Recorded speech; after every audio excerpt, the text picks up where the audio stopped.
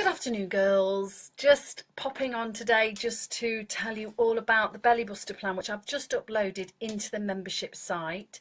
I will post the link below in the comments when we've done this live. If you have any questions about any of it, just let me know. But I'm going to go through the rules and the guidelines, which is all about this. So we're going to start this next Monday. We're going to all do it together, and every day I will post a picture, and on the picture will be your breakfast, lunch and dinner. But obviously before that you've got it all in the plan, and it's all on the page if you click the link below. And the guidelines are that this plan is all about your gut health. Now, gut health is a huge thing in the press. Lots of scientists talking about this, lots of doctors, lots of television programs and everything. And yes, it is really important, especially when we're over 40, because our gut health is compromised. I'm just trying to find the best light here. It is compromised now that the estrogen and progesterone are kind of wavering, so it is something we do need to look at. Our plan really is related to that anyway, but I put together recipes and everything. So number one thing is I want to know if anybody in the house is either celiac, vegetarian, has any dietary issues, diabetic, anything like that. Please let me know, because I will do an alternative plan for you. There is a vegetarian option plan in there, which is completely different to the Belly Buster. It is just a vegetarian healthy eating plan, which is also on the page on the link. However, I do need to know if there's any other dietary issues that I need to look at. And, you know, obviously medical ones that are more important.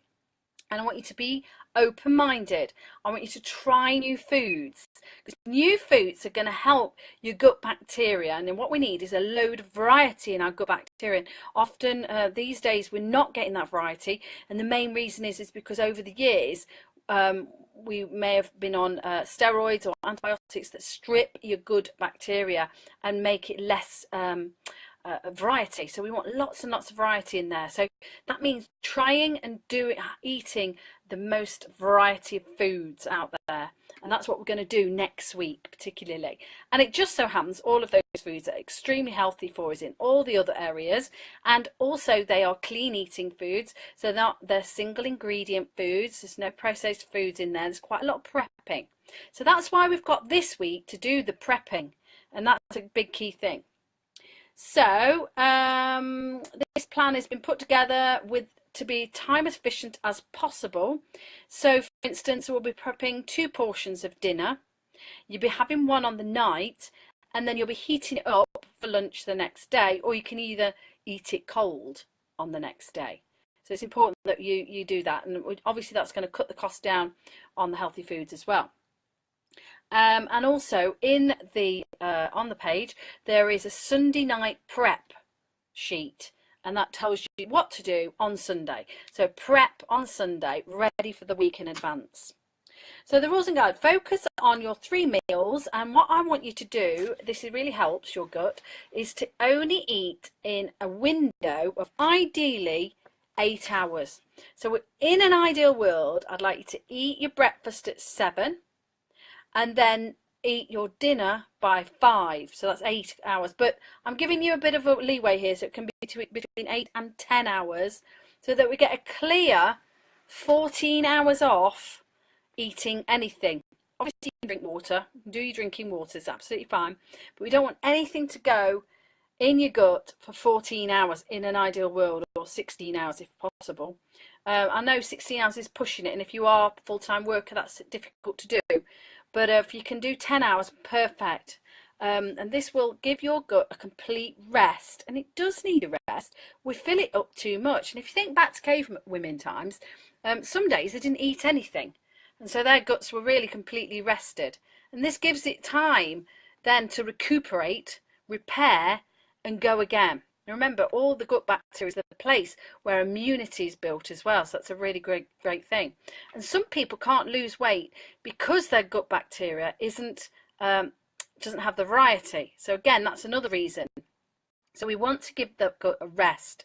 So we want to eat, if possible, with only an 8-hour window, or 10-hour. I'm giving you a couple of hours extra there because I know some of you work full time and that can be tricky.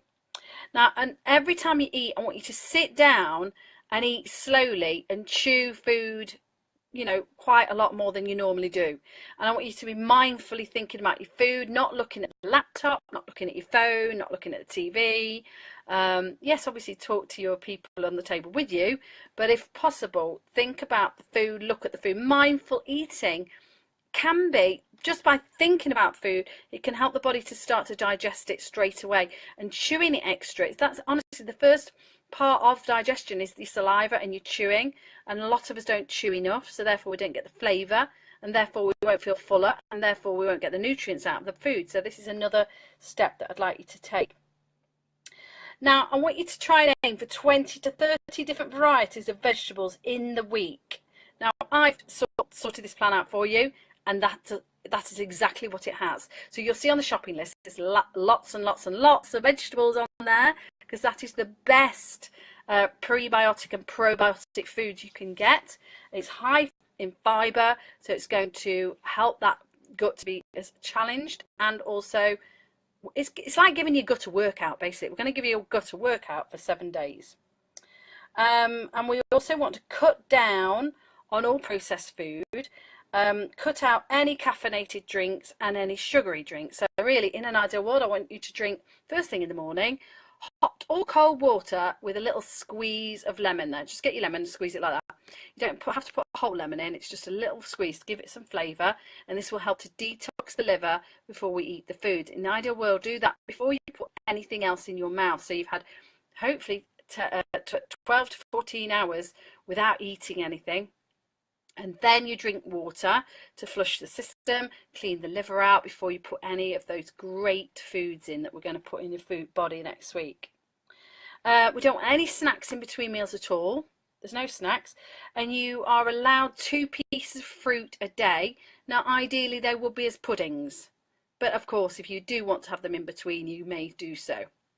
And where possible, where on the shopping list, the meat, if you could buy it from the butchers. I mean, in an ideal world, it'd be great if it could be organic, but I understand that's not achievable for everyone, and I'm a realist, not a purist. So yes, please, if you can get your meat from the butchers, or the butchers, if you go to Morrison's, they'll have their own butchers, that kind of place, somewhere that's going to be a good sourced butchered meat, nice and clean. So the Sunday night prep's on there. If you have any questions about that, I'll come back in on Sunday and we'll go through the prep with you, or on the Saturday just before the weekend. But this week I want you to spend the time getting the shopping in. Maybe you want to shop online, and every day there will be exercise video, and this will be live. And can you post below what time of the day is best for you live? In fact, I'll put a survey out so that we can get the best time for everyone. And then we'll be all about bellies and core. That's what we're aiming for. Bellies and core next week. Gut health, less bloating. You will lose weight as a side effect of this eating. Can you see my iron in the background there? Yes. And there's my ironing. I'm in my ironing room. And my ironing room is mixed up with my office, which is down there. Look, there's the ironing. Those 2 big piles are the children's, the kids. They've got to iron their own. That little one is mine. Just a little size issue there. All right. Okay, any questions, let me know.